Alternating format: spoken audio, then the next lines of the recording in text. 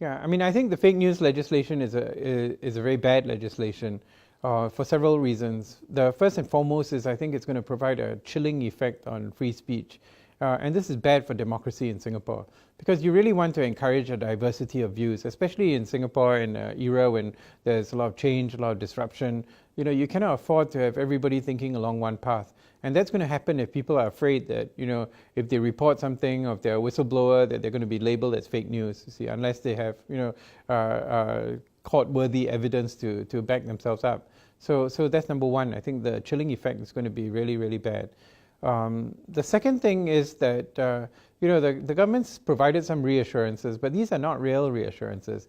You know, they've tried to say the court is the final arbiter. But as you know, in Singapore, to try and get access to the courts, when we appealed the Marsiling UT by-election case, the first thing they had to do is put down a deposit of $20,000. So, you know, who has $20,000 to spare like that? See, we're very fortunate. Many people contributed to the legal defense fund, but in reality, that's going to be a challenge. And the government has said, oh, there's legal aid available. You know, and people are very skeptical because the tests that entitle people to legal aid are quite significant. And as far as I know, they've never provided legal aid for somebody who's trying to challenge the government on any kind of legislation.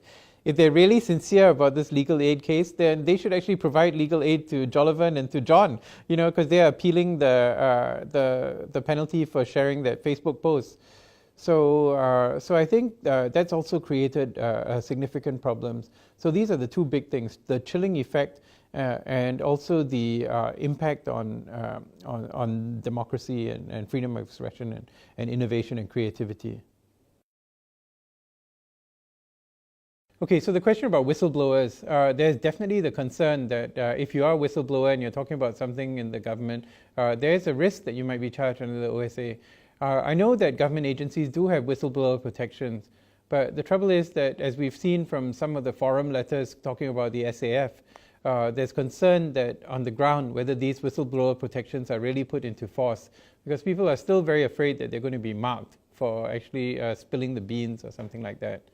The other point that we made in our response, the SDP's response to the Select Committee hearing, is that you know, the government is actually not guilt-free when it comes to fake news. During the Bukit Batok by-election, the mainstream media, the Wan Pao, actually carried a fabricated quote from Dr. Chi. And when we told them about it, they did a file correction. But that didn't stop the Prime Minister from actually citing the Wan Pao in his comments about Dr. Chi. So the mainstream media itself, and then of course the Marxist conspiracy, which at least two PAP ministers have questioned as to whether it really was a Marxist conspiracy or not. To this day, the government continues to insist that there was a Marxist conspiracy when they locked up all these church workers and social workers and people like that. So I think the idea that, you know, the government could somehow decide what is fake news doesn't make sense at all. You know, they cited France and Germany, but in France and Germany, the government has to go to the court to ask the courts to decide whether there's any fake news that's being circulated with malicious intent. They don't let the government decide, and then the courts review the government decision. So I think they put the thing the other way around.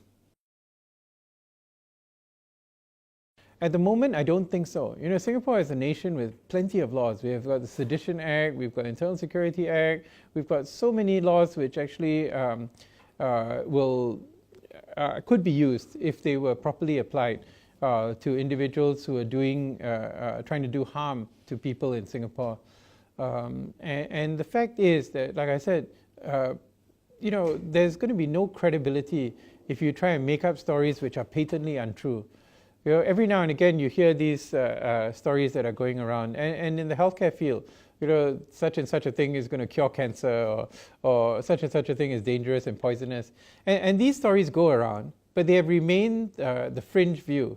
See, the bulk of the population knows that if you want to get your leukemia cured, you need chemotherapy. You see, basically, you want your diabetes cured, treated, you need insulin, you need medication. You know, no amount of fruit juice is going to cure you from diabetes, you see. And so the mainstream or the bulk of the population is going to reject all these sort of peripheral or marginal or unfounded statements. But that doesn't mean we have to lock up somebody for saying that, fruit juice is going to cure your diabetes, unless he is willfully denying somebody treatment for his diabetes. And again, there are plenty of laws in which we can lock up this person without saying that just because you put a post that, drinking fruit juice is going to cure your diabetes, therefore we have to lock you up under the fake news bill, you see. If he's actually saying that, like I said, the wisdom of the crowds is going to show that it's patently obvious that what you're saying is untrue. But on the other hand, you see, if you actually try and prevent your child or your elderly parent from taking their diabetes medicine, then there are plenty of laws. That's actually abuse, there's negligence, there's so many other laws that we could use rather than just trying to penalize the guy for posting on Facebook and nobody reads, you see. Do I think that the bill will be passed? Of course it's going to be passed. I'm hoping the Workers' Party will call a division and that all of their MPs will vote against the bill, but they have no chance of preventing the bill from being passed. And that's another reason why you need more alternative parties in Parliament to stop such legislation which is harmful to Singapore and to Singapore's future from being passed so easily in the future.